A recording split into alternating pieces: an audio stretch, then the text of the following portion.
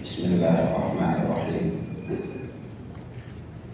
Assalamualaikum warahmatullahi wabarakatuh.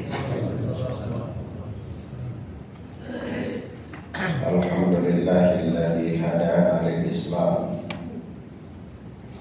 wa manna 'alaina bihi wa akhrajana fi khairi ummatin fanas'aluhu at-taufiqa lima yuhibbu wa yarda wal hifdha mimma yakrahu wa yaskhad. Wa nusalli wa nusallimu ala habibina wa sayyidina Muhammad ibn Abdillah wa ala alihi wa ashabihi wa man sara ala nahjihi ila yaumil qiyamah. Amma ba'd. Ikhwana fid din, a'azzani Allah wa iyyakum. Kita masih dengan pelajaran kita Syarhus Sunnah oleh Al-Imam Abu Muhammad Al-Hasan bin Ali bin Khalaf Al-Barbahari rahimana wa rahimahullah. Baik, telah berlalu pada pertemuan kemarin kita membahas satu permasalahan, yaitu ar-ridha'u biqada'illahi azza wa jal. Ridha dengan qada Allah subhanahu wa ta'ala. Ikhwan, kalau kita bicara tentang qada, maka itu juga kita bicara tentang qadar atau takdir. Karena qada dan qadar adalah dua hal yang tidak bisa dipisahkan. Ibarat pondasi dengan bangunan. Apabila sebuah bangunan dipindahkan pondasinya, maka rubuhlah bangunan tersebut. Begitu pula apabila bangunan pondasi dan bangunan dipindahkan bangunannya, maka tidak ada fungsinya pondasi tersebut. Maka dari itu kalau qada dan qadar disebutkan secara terpisah, itu maknanya sama pengertiannya. Tapi kalau disebutkan secara bersamaan, berarti qada mempunyai pengertian sendiri, qadar pun mempunyai pengertian sendiri. Sama dengan Islam dan iman.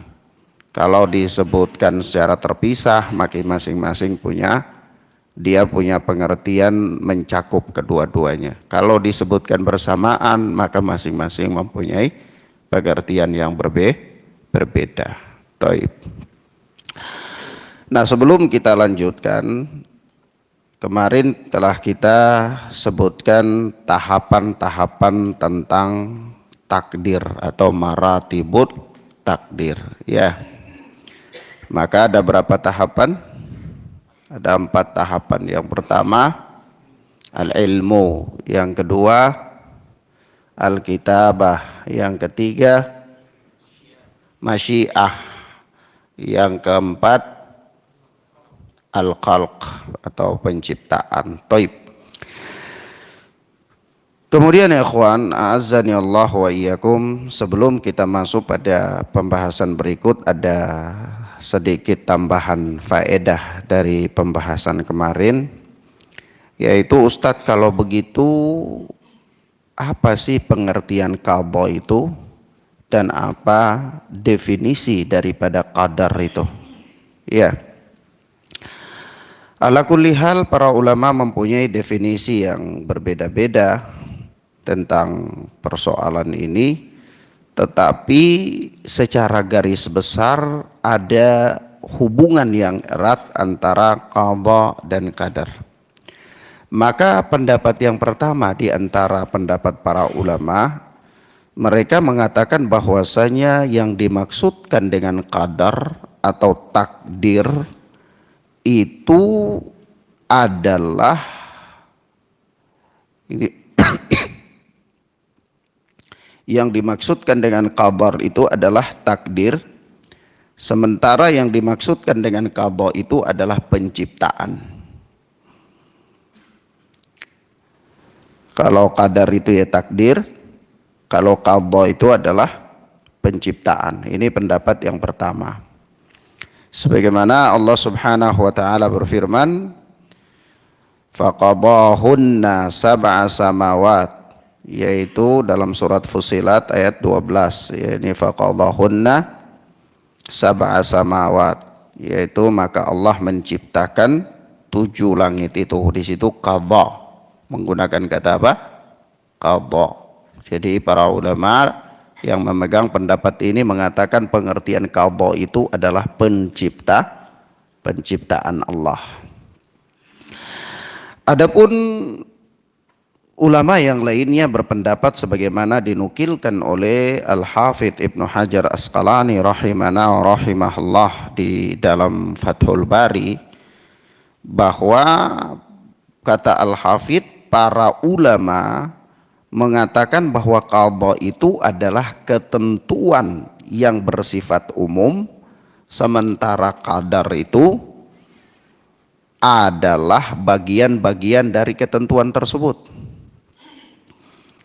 Jadi qadha itu adalah ketentuan yang bersifat umum, yakni yang global secara azali, itu qadha.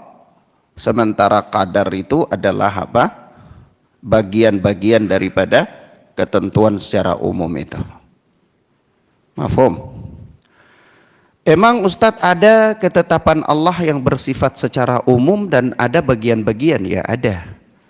Yang secara umum itulah yang umumnya tertulis di dalam Lauhul Mahfuz. Sementara bagian-bagian itu Allah Azza wa Jalla menetapkannya sesuai dengan kondisinya, yaitu seperti adanya pencatatan takdir tahunan pada malam Lailatul Qadar, ya. Kemudian adanya doa bisa merubah keadaan seseorang. Nah, ini bagian-bagian daripada qadha secara umum yang telah tertulis di dalam Lauhul Mahfuz sejak azali. Ya. Baik. Mafhum ya ikhwan? Sampai di situ paham? Paham, Mbak? Baik. Kita lanjutkan. Kemudian berkata Al-Imam Al-Barbahari rahimana wa rahimahullah, was-sabru ala hukmillahi wal imanu bi aqdarillahi kulliha khairiha wa syarriha hulwiha wa murriha wal imanu bima qala Allah azza wa jal qad alima Allahu mal ibadu amilun wa ila ma hum sairun la yakhrujuna min ilmillah wa la yakunu fil ardina was samawati illa ma alima Allah azza wa jal.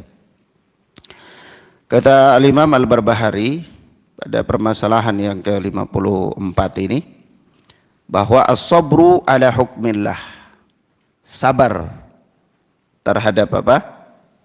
Hukum Allah subhanahu wa ta'ala.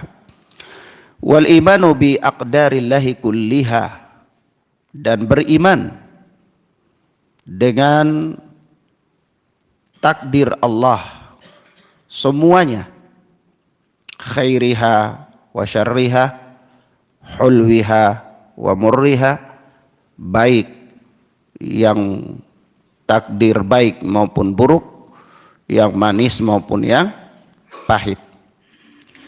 Wal imanu bima qala Allah azza wa jal, dan beriman terhadap apa-apa yang difirmankan oleh Allah subhanahu wa ta'ala. Qad alimallahu mal ibadu amilun, dan Allah subhanahu wa ta'ala telah mengetahui perbuatan para hamba. Wa ila mahum so'irun, dan kemana mereka akan berakhir, itu Allah azza wa jal telah mengetahuinya. La yakhrujuna min ilmillah, mereka tidak dapat keluar dari ilmu Allah. wala yakunu fil ardina was samawat illa ma'alim Allahu azza wa jalla. Dan tidak ada yang terdapat di langit, di bumi dan di langit, melainkan semuanya itu diketahui oleh Allah subhanahu wa ta'ala. Nah, ini ada 3 poin yang kita bacakan ini. Maka ikhwan, a'azzani Allah wa iyyakum, ketika kita bicara tentang sabar terhadap hukum Allah azza wa jalla, itu sama halnya dengan kita bicara terhadap menerima takdir Allah azza wa jalla. Maka kenapa Al-Imam Al-Barbahari kemudian di sini melanjutkan dengan ungkapan setelah beliau membahas ridha terhadap qada Allah, beliau juga membahas sabar terhadap hukum Allah. Kenapa? Karena ini lebih cenderung kepada ketetapan-ketetapan Allah yang tidak sesuai dengan keinginan kita. Iya. Lebih cenderung kepada ketetapan Allah yang tidak sesuai dengan keinginan kita, sehingga disitulah kita membutuhkan kesabaran terhadap seluruh keputusan Allah azza wa jalla itu. Nah, maka secara umum ya ikhwan, poin ini adalah merupakan poin dari buah terhadap iman kepada qada dan qadar. Buah daripada iman terhadap qada dan qadar. Maka dari situ di kesempatan ini ana sebutkan beberapa secara garis besar buah daripada iman terhadap adanya qada dan qadar, supaya kita dapat memahami esensi daripada permasalahan tersebut. Yang pertama, ketika seseorang dia dalam kondisi mempunyai keimanan yang benar terhadap qada dan qadar, maka akan menghasilkan beberapa manfaat yang sangat banyak sekali pada dirinya. Pertama, yaitu menunaikan ibadah kepada Allah. Orang ini dia akan fokus, tenang, konsentrasi dalam kondisi bagaimanapun untuk menunaikan ibadah kepada Allah subhanahu wa ta'ala. Walaupun dia diterpa oleh masalah, walaupun dia digodok oleh ujian, walaupun dia dalam kondisi galau, mungkin dalam kondisi gundah gulana, tetapi itu semua tidak melepaskan kendalinya daripada ketaatan kepada Allah subhanahu wa ta'ala. Kenapa ya ikhwan? Karena iman kepada takdir itu sendiri merupakan bentuk ibadah. Iman terhadap takdir itu sendiri adalah merupakan bentuk ibadah kepada Allah subhanahu wa ta'ala. Padahal kesempurnaan makhluk itu terletak pada seberapa besar dia merealisasikan ibadah kepada Allah. Paham maksudnya? Keistimewaan, kesempurnaan, kedudukan seorang makhluk itu terletak pada seberapa besar orang itu merealisasikan ibadahnya kepada Allah. Paham ya? Atau apakah kemuliaan seorang makhluk tergantung pada nasab? Hah? Kalau tergantung pada nasab, walaupun dia bukan ulama, tapi kalau nasabnya dari keturunan Nabi misalnya, ya, maka dia mulia masuk surga, bahkan pegang tiket bisa ngasih ke orang masuk surga. Bukan. Karena Abu Jahal pun adalah apa? Paman Rasulullah. Abu Jahal itu nasabnya ke Rasulullah nyambung nggak? Nyambung ya. Naam. Jadi di situ kemuliaannya bukan pada nasab, tetapi kemuliaan, kesempurnaan seorang hamba itu tergantung dari seberapa besar dia merealisasikan ibadahnya kepada Allah subhanahu wa ta'ala. Sehingga setiap kali ibadah seseorang itu bertambah, maka setiap kali itu pula kedudukannya ditinggikan oleh Allah Jalla wa'ala. Nah, mafhum ya? Taib. Yang kedua, ikhwana fiddin azani Allah wa iyyakum, yang kedua, Nah, kalau orang dia paham yang demikian, maka dia akan fokus tetap untuk ibadah kepada Allah, apapun takdir yang menimpa dirinya. Nah, yang kedua, terbebas dari keyakinan syirik. Buah daripada iman terhadap qada dan qadar, takdir Allah itu terbebas dari apa? Keyakinan syirik. Ya, sebagaimana apa namanya? Orang-orang Majusi, mereka itu beranggapan bahwa yang menciptakan kebajikan itu adalah cahaya, yang menciptakan keburukan itu adalah kegelapan.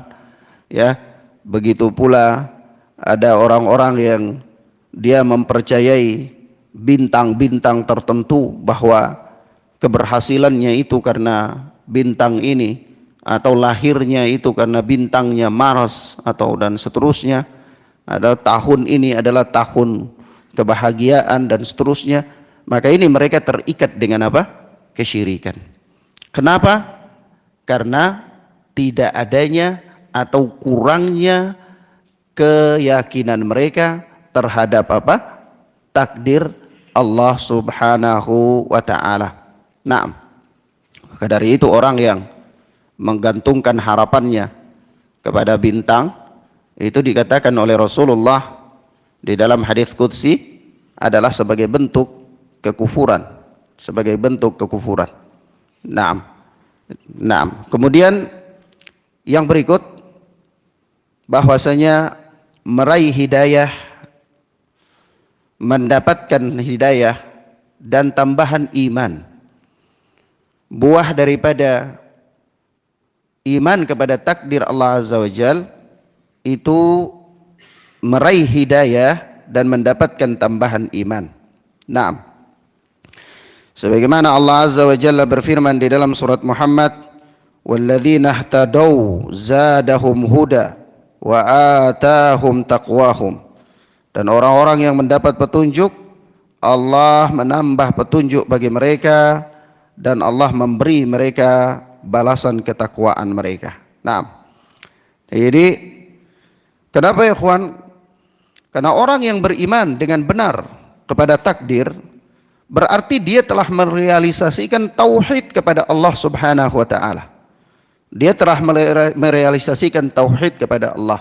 Nah, ketika seseorang dia merealisasikan tauhidnya kepada Allah, maka disitulah akan semakin bertambah keimanannya.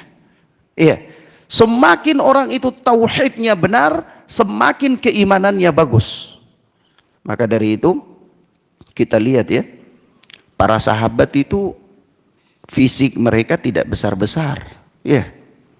Bahkan sampai disebutkan Abu Dujanah itu fisiknya kecil saja, betisnya kecil.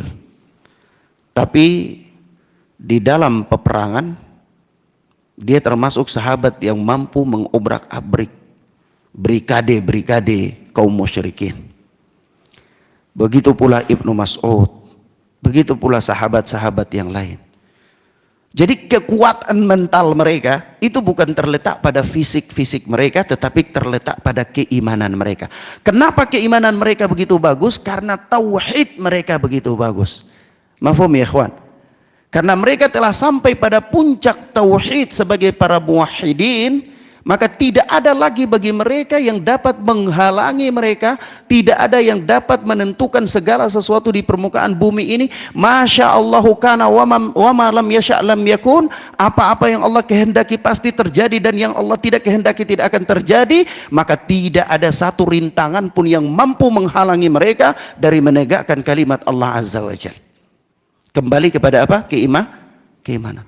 Kita baru ditakut-takuti dengan komunis saja sudah bingung satu negara. Ya, bingung satu negara. Akhirnya mengarang metode baru bagaimana untuk melawan sepak terjang komunis. Padahal ini letaknya bukan di situ. Tapi letaknya di mana? Keimanan. Letaknya di keimanan. Masya Allahu kana wa ma lam yasha' lam yakun. Apa-apa yang Allah kehendaki itu pasti akan terjadi. Tidak ada satu manusia pun, satu makhluk pun yang dapat keluar dari takdir Allah Azza wa Jal. Wa ma lam yasha' lam yakun. Dan apapun yang Allah tidak kehendaki tidak akan pernah bisa terjadi. Hatta Manusia, jin, seluruh makhluk ini mereka bersatu untuk memberikan kemudaratan kepadamu. Bukankah kita tahu bahwa Rasulullah pernah menasihati sahabat yang mulia Ibnu Abbas radhiyallahu taala anhu? Kata Rasulullah, "Ya gulam, inni uallimuka kalimatin." Hai anak muda, aku hendak mengajarkan engkau beberapa kalimat. Ihfazillah yahfadka. Peliharalah Allah, niscaya Allah akan memelihara engkau. Ihfazillah tajidhu tujahaka. Peliharalah Allah, niscaya engkau akan mendapati Allah. Wa'lam, camkanlah oleh dirimu wahai anak muda. Apa itu? Lau annal ummata ijtama'u. Kalau seandainya seluruh manusia ini mereka bersepakat ayyamfa'uka bi syai'in, untuk memberikan manfaat kepada engkau dengan sesuatu, lam yanfa'uka illa bima kataballahu lak. Niscaya mereka tidak akan mampu memberikan manfaat kepada engkau melainkan dengan apa-apa yang telah Allah tetapkan untuk dirimu. Lau ijtama'u, dan kalau seandainya mereka itu bersatu, ayyadurruka bi syai'in, untuk mendatangkan kepada engkau kemudaratan, mereka mengancam engkau, mereka membuat menyusupkan ketakutan-ketakutan, mereka melakukan makar-makar dan seterusnya untuk membinasakan engkau wahai anak muda, camkanlah olehmu bahwa lam yadurruka illa bima kataballahu alaik. Tidak akan mampu mereka membuat mudarat kepada engkau melainkan apabila memang itu takdir Allah yang akan menimpa dirimu. Kalau bukan, maka tidak akan pernah bisa. Iya. Mafhum ya ikhwan? Maka ini adalah buah dari iman terhadap takdir, yaitu meraih hidayah dan bertambahnya keimanan. Sampai-sampai Allah Subhanahu wa taala mengatakan di dalam surat At-Taghabun ayat yang ke-11, "Ma asaba min musibatin illa biidznillah wa may yu'min billahi yahdi qalbah." Tidak ada suatu musibah pun yang menimpa seorang kecuali dengan izin Allah. Dan barang siapa yang beriman kepada Allah, niscaya Allah Subhanahu wa taala akan memberi petunjuk kepada hatinya. Yahdi qalbah, Allah akan memberi petunjuk kepada hati orang itu. Dia akan mendapatkan keyakinan yang baik, mendapatkan ketenangan, hatinya hidup, ya, dihindari dari hati yang berpenyakit, apalagi hati yang mati dan seterusnya, yang Allah Azza wa Jalla katakan bahwasanya yauma la yanfa'u malun wala banun illa man atallaha biqalbin salim. Hari ketika harta benda dan anak-anak itu tidak lagi bermanfaat baginya kecuali orang-orang yang datang menghadap Allah dengan hati yang terselamatkan. Hati yang apa? Hati yang ada padanya keimanan. Bagaimana keimanan itu bisa tumbuh subur? Keimanan itu bisa tumbuh subur kalau kuatnya keyakinan orang ini terhadap takdir Allah Subhanahu wa ta'ala. Mafhum ya ikhwan? Paham ya? Taib. Kemudian yang berikut, meraih keikhlasan. Meraih keikhlasan. Orang yang dia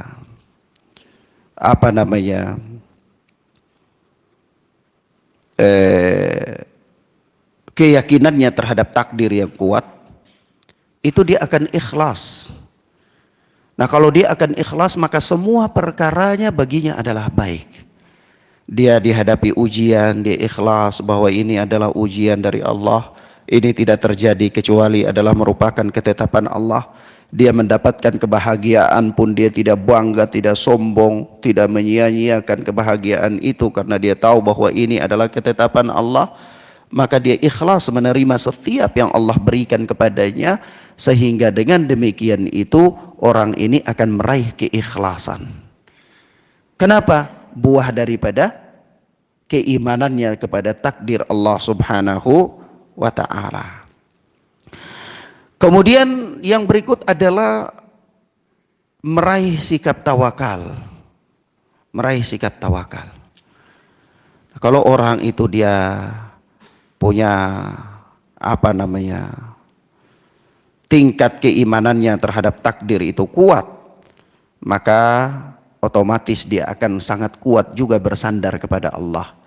Karena begitu keimanannya kepada takdir Allah begitu kuat, maka akan kuat pula dia itu bersandar kepada Allah, bertawakal kepada Allah Subhanahu wa taala. Kenapa orang itu tawakalnya kurang? Kenapa orang itu sandarannya kepada Allah kurang? Karena kurangnya keimanan terhadap takdir Allah Subhanahu wa taala. Jadi kurangnya tawakal seseorang itu bermula dari kurangnya keimanan dia kepada takdir, sehingga dia lebih bersandar kepada hal-hal yang bersifat materi. Keberhasilannya itu yang dia pikirkan adalah keberhasilannya itu karena kesanggupan dia, kecerdasan dia dalam strategi-strategi yang terkait dengan keberhasilannya itu. Kegagalan dia itu dia beranggapan semata-mata adalah karena kurang pandainya dia di dalam hal-hal yang dia geluti. Padahal bukan hanya itu, tetapi ketika seseorang dia punya keimanan terhadap takdir kuat, maka dia akan tahu perkara yang paling pertama, keberhasilan seseorang itu ditentukan oleh Allah Subhanahu wa taala. Kegagalan seseorang pun ditentukan oleh Allah Subhanahu wa taala. Adapun strategi-strategi, upaya-upaya, kepintaran, kecerdasan dan seterusnya adalah faktor-faktor kesekian yang sebagai pendorong saja. Kalau dia paham akan hal ini, maka tentu yang harus dia perbaiki pertama kali, yang dia perkuat pertama kali adalah bukanlah faktor-faktor penunjang, tetapi faktor yang inti, yaitu Allah Subhanahu wa taala. Maka dia akan kembali, tawakalnya itu akan menjadi kuat kepada Allah Azza wa Jal. Dalam suatu urusan dia tawakal kepada Allah, dalam suatu pekerjaan dia tawakal kepada Allah, baru kemudian usaha-usaha, strategi-strategi itu dia lakukan sebagai faktor penunjang. Keberhasilannya semua dia serahkan kebergantungannya kepada Allah Jalla wa Ala. Iya. Maka dengan demikian apa kita katakan? Orang yang demikian itu dia akan meraih apa? Tawakal yang tinggi. Yang berikut adalah buah daripada iman terhadap takdir itu, dia akan meraih rasa takut kepada Allah Azza wa Jal. Dia akan meraih rasa takut kepada Allah Azza wa Jal. Kenapa? Karena di dalam takdir Allah itu ada satu tingkatan yang namanya ilmu Allah Subhanahu wa taala. Nah, ilmu Allah Azza wa Jal itu tidak ada satu manusia pun yang bisa keluar darinya. Ya. Dalam kondisi bagaimanapun, dalam kondisi dimanapun, bahkan di dalam hati manusia sekalipun tidak dapat disembunyikan dari Allah Azza wa Jal. In tukhfu ma fi sudurikum aw tubduhu ya'lamullah. Jika kalian sembunyikan apa-apa yang ada di dalam hati kalian yang jauh paling dalam sekalipun, atau tubduhu, atau kalian nampakkan, ya'lamullah, semua itu diketahui oleh Allah Azza wa Jalla. Ya, semuanya diketahui oleh Allah. Karena kalau semuanya diketahui oleh Allah, seseorang setiap hari dalam kehidupannya dia dibayang-bayangi oleh ilmu Allah, bahwa apapun yang dia lakukan itu diketahui oleh Allah Azza wa Jal, maka dia akan berusaha untuk jujur kepada Allah Azza wa Jal. Maka disitulah lahir rasa takutnya kepada Allah Subhanahu wa ta'ala. Ketika rasa takutnya kepada Allah itu tinggi, maka orang ini akan sampai pada derajat paling tertinggi di antara 3 derajat agama, yaitu al-ihsan. Ya. An ta'budallaha ka'annaka tarahu fa illam takun tarahu fa innahu yarak. Engkau beribadah kepada Allah Jalla wa Ala seolah-olah engkau melihat Allah, dan engkau tidak bisa melihat Allah, maka yakinlah Allah Subhanahu wa ta'ala melihat engkau. Iya. Yaitu kata Al-Imam Al-Qurtubi di dalam rasa takut manusia kepada Allah itu, kata Al-Imam Al-Qurtubi adalah al-inshighalu bi ru'yatillahi an ru'yatin nas. Orang ini dia akan sibuk dengan penglihatan Allah kepadanya daripada penglihatan manusia. Kalau orang sudah sampai pada tingkatan ini, maka dia akan jujur terhadap diri sendiri, apalagi jujur kepada orang lain.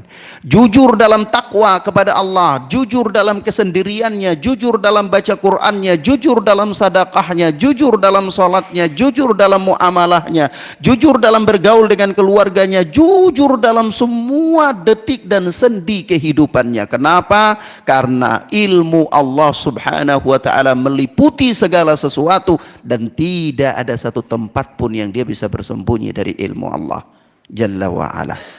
Naam. Mafhum ya ikhwan?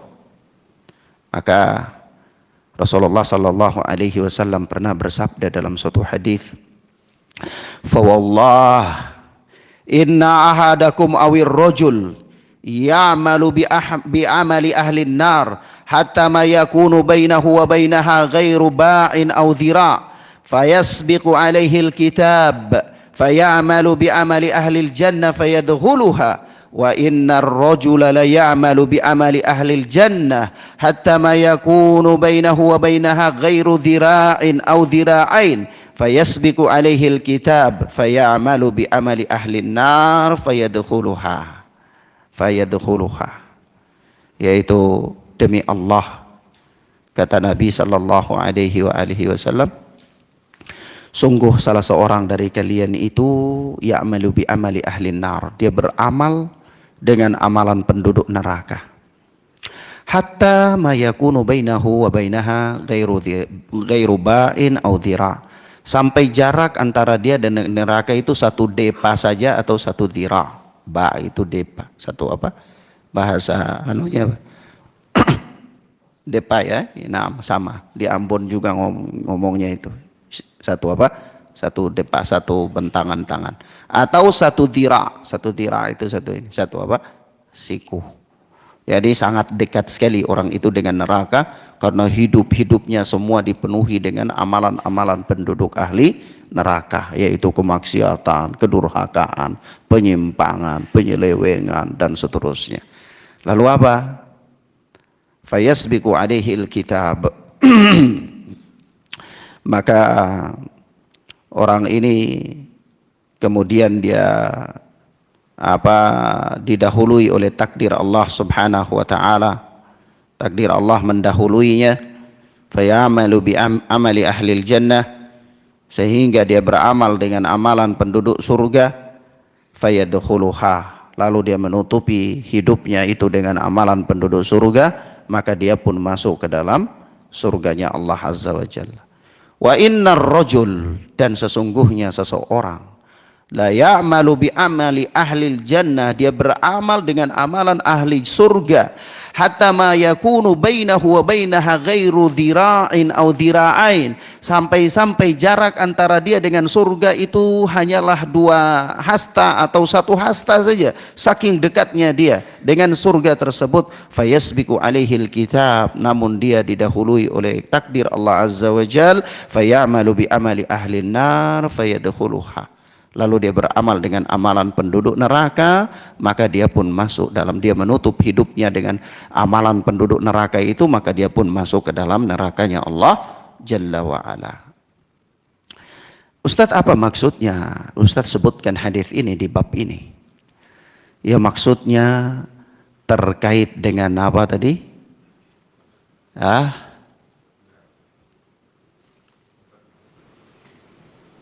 Jangan ragu-ragu, apa tadi? Rasa takut kepada Allah. Maksudnya apa? Ya, maksudnya kalau ada manusia saja dalam beramal, itu dia memenuhi hari-harinya dengan melakukan amal-amal soleh, namun di akhir kehidupannya dia tenggelam dalam kemaksiatan dan dia menutup kehidupannya dengan kemaksiatan, yang Rasulullah mengatakan innamal a'malu bil khawatim, amal-amal manusia itu dilihat pada penghujungnya, lalu dia binasa, dia celaka karena itu, maka tentu seorang manusia dia tidak merasa aman. Iya. Bagaimanapun ketakwaannya, bagaimanapun ibadahnya, bagaimanapun kebaikannya, dia tidak akan merasa aman. Kenapa? Karena bisa saja pada suatu saat dia tergelincir, bisa saja suatu saat dia tersesat, bisa saja suatu saat dia terjatuh dari jalan kebenaran, kemudian dia mengakhirkan hidupnya dengan yang demikian. Maka rasa waspada itu selalu ada, rasa takut itu selalu ada dalam beribadah kepada Allah Subhanahu wa taala. Mungkin antum bertanya, Ustadz, apa maksud hadis itu? Bukan penjelasan kita tentang maksud hadis ini, karena para ulama menjelaskan kepada kita bahwa maksud hadis ini adalah amalan-amalan ahli surga yang dilakukan oleh orang itu nampak pada dohirnya, tetapi batinnya tidak. Maka di akhir hidupnya Allah mengeluarkan apa yang ada di batinnya. Mafhum ya ikhwan? Tapi itu bukan pembahasan kita. Tapi yang ingin Anda bahas dengan hadis ini bahwa begitulah kondisi manusia yang dohirnya itu dia baik ya, bahkan hari-harinya dia tutupi, dia isi dengan kebaikan-kebaikan, namun bisa di akhir hidupnya itu dia tergelincir. Maka ada kata para ulama, sakata man sakat wa zalla man zal. Terjatuhlah orang yang terjatuh, terhempaslah orang yang terhempas, dan tergelincirlah orang yang tergelincir. Maka dari itu kita penting untuk merasa takut kepada Allah Azza wa Jalla, karena rasa takut ini kalau tinggi maka akan melahirkan apa? Ats-tsabat, permohonan untuk dikokohkan oleh Allah Azza wa Jalla di dalam ketaatan dan ketakwaan kepada Allah Subhanahu wa taala. Nah, yang berikut adalah melatih kesabaran dan ketabahan. Orang yang, maka dari itu di sini Al-Imam Al-Barbahari memasukkan as-sabru ala hukmillah. Ini sebenarnya buah daripada apa? Takdir. Kenapa? Karena salah satu buah daripada takdir kepada iman, takdir terhadap apa? Buah daripada iman terhadap takdir Allah Azza wa Jal itu adalah apa? Melatih kesabaran dan ketabahan seseorang. Di mana? Dalam mengarungi perjalanan hidupnya. Karena kehidupan manusia ini tidak selamanya indah, kehidupan manusia ini tidak selamanya bahagia, kehidupan manusia ini tidak selamanya baik, kehidupan manusia tidak selamanya sehat. Silih berganti kehidupan manusia ini, kadang diterpa dengan hal-hal yang sepele, kadang diterpa dengan hal-hal yang berat, atau kadang digodok oleh Allah dengan suatu permasalahan yang sampai-sampai dia itu menyangka bahwa dia tidak hidup lagi dalam kehidupan dunia ini. Tidak ada lagi tempat, sampai pada titik tidak ada lagi tempat bagi dia untuk meminta berlindung kecuali Allah. Ada manusia yang diuji sampai pada tingkat seperti itu. Maka disitulah dia akan merasa sangat bermanfaat sekali daripada iman terhadap takdir Allah. Melatih dia untuk sabar menerima seluruh keputusan hidupnya, melatih dia untuk tabah dalam menjalani terpaan demi terpaan yang datang kepadanya. Kenapa? Karena manusia itu terkadang berkali-kali diterpa oleh ujian oleh Allah Subhanahu wa taala. Bahkan kadang dia keluar dari suatu ujian, dia masuk lagi di ujian yang lain, keluar lagi masuk lagi di ujian yang lain, keluar lagi masuk lagi di ujian yang lain. Jadi bukan dia keluar dari suatu ujian lalu beres, tidak, tetapi keluar dari suatu ujian masuk dalam ujian yang lain. Maka membutuhkan melatih dia dengan keimanan yang kuat terhadap takdir Allah. Setiap jatuh di dalam ujian ini takdir Allah, jatuh dalam ujian ini takdir Allah, jatuh dalam ujian ini takdir Allah. Maka disitulah melatih dia untuk sabar dan tabah. Iya, melatih dia untuk apa? Sabar dan tabah. Suatu ketika ya ikhwan, a'azzani Allah wa iyyakum, Al-Imam Bukhari meriwayatkan di dalam sahihnya, kata Al-Imam Al-Bukhari, haddatsana Abul Yaman, telah bercerita kepada kami Abul Yaman. Akhbarana Syu'aib, telah mengabarkan kepada kami Syu'aib. Aniz Zuhri, dari Az-Zuhri. Qal haddatsani, Az-Zuhri itu berkata bahwa telah bercerita kepadaku Abu Salamah bin Abdurrahman, telah bercerita kepadaku Abu Salamah bin Abdurrahman. Apa dia katakan? Dia katakan anna Aisyata radhiyallahu taala anha zaujan Nabi sallallahu alaihi wasallam akhbarathu, bahwa suatu ketika Aisyah radhiyallahu taala anha, istri Nabi sallallahu alaihi wasallam, mengabarkan kepadanya. Apa yang dia kabarkan? Apa yang dia beritakan terkait dengan apa namanya surat ya, ayat ya ayyuhan nabi kulli azwajika in kuntunna turidnal hayatad dunya, wahai Nabi, katakanlah kepada istri-istrimu kalau mereka menginginkan kehidupan dunia dan perhiasannya, dan seterusnya. Surat apa ya? Al-Ahzab ya, Al-Ahzab. Kita lihat Naam ya. Iya, Naam. Ya ayuhan nabi kulli azwajika in kuntunna turidnal hayatad dunya wa zinataha wa ta'alaina umatti'kunna wa usarrihkunna sarahan jamila. Wahai Nabi, katakanlah kepada istri-istrimu, jika kamu menginginkan kehidupan di dunia dan perhiasannya, maka kemarilah agar aku berikan kepada kalian mut'ah, bayaran dunia itu, dan aku ceraikan kalian dengan cara yang baik. Wa in kuntunna turidnallaha wa rasulah, namun jika sekiranya yang kalian inginkan adalah Allah dan Rasul, wad daral akhirah, dan negeri akhirat, fa innallaha a'adda lil muhsinati minkunna ajran azima, maka sesungguhnya Allah menyediakan ya pahala yang besar bagi siapapun dari kalian yang melakukan perbuatan baik itu. Dengan apa? Allah menyediakan bagi kalian pahala yang besar. Ayat ini surat Al-Ahzab ayat 28-29 ya. Di ayat 28-29 ini ketika istri-istri Rasulullah itu kan berkelompok. Ini sudah ya. Masih boleh? Masih ya? Istri-istri Rasulullah itu kan terbagi menjadi dua kelompok. Dalam riwayat Imam Ahmad waktu itu disebutkan mereka ada 9 orang. Jadi 9 orang itu ada kelompok. Ada satu kelompok itu pemimpinnya, itu juru bicaranya Aisyah radhiyallahu taala anha. Satu kelompok itu juru bicaranya adalah Ummu Salamah. Memang wanita itu tidak semua pandai ngomong ya. Ada yang diam, ada yang nggak bisa menyampaikan unek-uneknya, ya sudah dia wakilkan kepada istri yang bisa menyampaikan unek-unek. Ini kalau poligami. Tapi kalau antum masih monogami ya belum. Kalau istri yang masih belum bisa ngomong ya udah diam-diam aja nggak apa-apa. Ya, antum belum ada solusi. Ya. Maka ikhwana fiddin azani Allah wa iyyakum. Maka ketika itu istri-istri Nabi ini mereka terpancing dengan kehidupan wanita-wanita Ansor. Apa tahu kehidupan wanita-wanita Ansor? Kehidupan wanita-wanita Ansor ketika itu mereka diberikan kelapangan rizki. Jadi mereka ya murtah, kehidupan mereka agak baik, ekonominya agak mapan. Sehingga wanita-wanita Ansor itu dari sisi ekonomi mereka baik. Maka ketika itu istri-istri Rasulullah ini terpancing dengan kondisi ekonominya wanita-wanita Ansar, maka mereka utus Aisyah radhiyallahu taala anha untuk datang ngomong kepada Rasulullah minta supaya dilebihkan jatah. Minta apa? Minta dilebihkan nafkah. Begitu minta dilebihkan nafkah Rasulullah ini, mereka minta nafkah kepada Rasulullah yang Rasulullah nggak sanggup. Rasulullah bukan saudagar seperti Utsman bin Affan, Abdurrahman bin Auf, juga bukan konglomerat seperti Abu Bakar As-Siddiq radhiyallahu taala anhuma. Maka mereka minta kepada Rasulullah sesuatu yang Rasulullah tidak sanggup. Maka Rasulullah sedih. Rasulullah pikiran dengan hal itu. Akhirnya Rasulullah menyendiri dari istri-istrinya itu, bahkan menyendiri di sebuah bilik itu selama berapa hari? 1 bulan lamanya.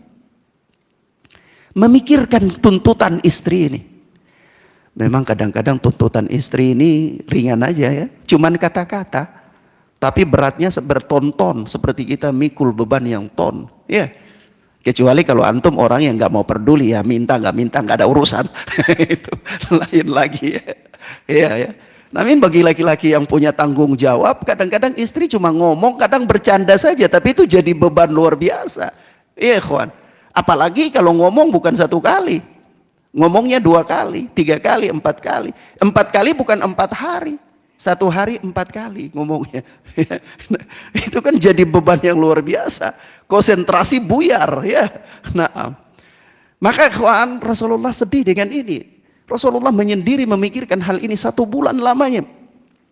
Sampai sahabat siapapun datang Rasulullah nggak ngomong. Maka apa? Abu Bakar, Umar dan sahabat lain di luar bilik Rasulullah itu mereka ngomong-ngomong, maka apa kata mereka? Kalau seandainya Hafsah itu menuntut nafkah dari Rasulullah yang Rasulullah nggak mampu, akan saya gampar dia, kata Umar ibn Khattab radhiyallahu taala anhum. Begitu pula Abu Bakar As-Siddiq, kalau seandainya Aisyah radhiyallahu taala anha meminta nafkah dari Rasulullah yang Rasulullah tidak mampu, akan saya gampar dia. Rasulullah mendengar pembicaraan mereka, Rasulullah senyum. Maka apa yang terjadi? Turunlah ayat ini. Turunlah ayat ini untuk meminta, ini di dalam riwayat Imam Ahmad dikatakan ini ayat khulu. Ayat untuk kalau wanita itu tidak bisa lagi, tidak sanggup, laki-laki tidak sanggup, Rasulullah boleh menawarkan wanita untuk khulu. Saya sudah tidak sanggup, ya. Kamu bagaimana, terserah, mau bertahan menerima kesederhanaan saya atau mau pergi cari direktur atau kontraktor. Ya, begitu. Ini ayat apa? Ayat khulu. Maka begitu ayat ini turun, orang pertama yang Rasulullah datangi itu siapa? Aisyah. Maka Aisyah kabarkan berita ini kepada rawi ini. Rasulullah datang kepada Aisyah, dan apa kata Rasulullah sallallahu alaihi wasallam kepada Aisyah radhiyallahu taala anha? Inni dzakirun, sesungguhnya aku hendak mengabarkan kepada engkau, inni dzakirun lak, aku hendak mengabarkan kepada engkau suatu perkara, tetapi alla tasta'jili, jangan engkau tergesa-gesa, hatta tastamiri abawaik, sampai engkau bermusyawarah dengan kedua ibu bapakmu. Perkara apa yang disampaikan? Ayat ini yang dibaca oleh Rasulullah kepada Aisyah. Apa jawaban Aisyah, ya kawan? Apa jawaban Aisyah? Aisyah radhiyallahu taala anha ketika mendengarkan hal tersebut dari Rasulullah sallallahu alaihi wasallam, maka kata beliau, fa fi ayyi hadza astamiru abawayya, apakah karena urusan ini saya harus bermusyawarah dengan kedua orang tuaku? Tidak. Inni uridullaha wa rasulah wad daral akhirah, sungguh aku tidak ragu, tidak perlu dipikirkan, tidak ada yang perlu dimusyawarahkan. Aku menginginkan Allah dan Rasul, dan yang aku inginkan adalah negeri akhirat. Apa pilihan Aisyah di sini? Pilihan Aisyah itu apa? Ketabahan, kesabaran dalam menghadapi ketetapan Allah terhadap kondisi ekonomi Rasulullah, yang sehingga Aisyah itu lebih memilih kebahagiaan akhirat. Iya.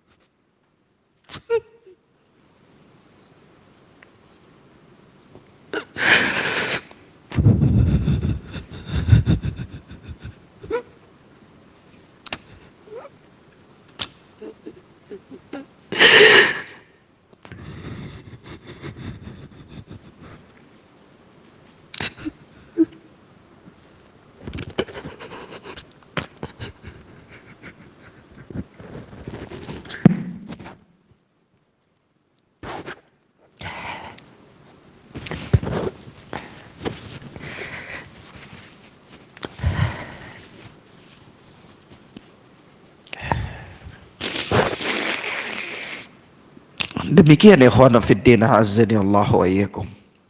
Itulah buah daripada keimanan terhadap takdir Allah Azza wa Jalla. Dan kehidupan manusia itu silih berganti. Bahkan Allah Subhanahu wa taala berkali-kali memberikan ujian kepada manusia. Tetapi yang menjadi gambaran, menjadi pilihan bagi manusia, kadang-kadang kita enak saja menyebutkan bahwa kita itu lebih memilih kebahagiaan akhirat, kita lebih memilih Allah dan Rasul. Tapi pada realisasinya kita adalah orang-orang yang tidak mampu. Kenapa kita orang-orang yang tidak mampu? Karena keimanan kita terhadap takdir itu terlalu kecil. Nah, maka dari itu ketika keimanan kita terhadap takdir itu kuat, Apapun yang terjadi itu kita tahu bahwa ini adalah hikmah paling terbesar yang Allah jadikan kepada kita.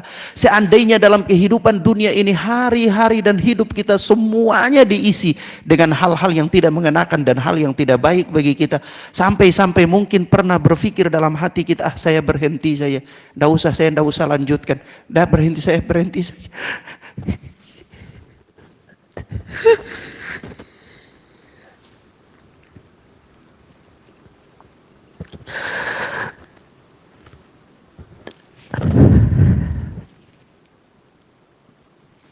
Tetapi jikalau kita yakin bahwa itu adalah takdir Allah Subhanahu wa taala, maka pasti Allah akan memberikan yang terbaik bagi kita, karena Allah tidak akan mendolimi hambanya sedikit pun.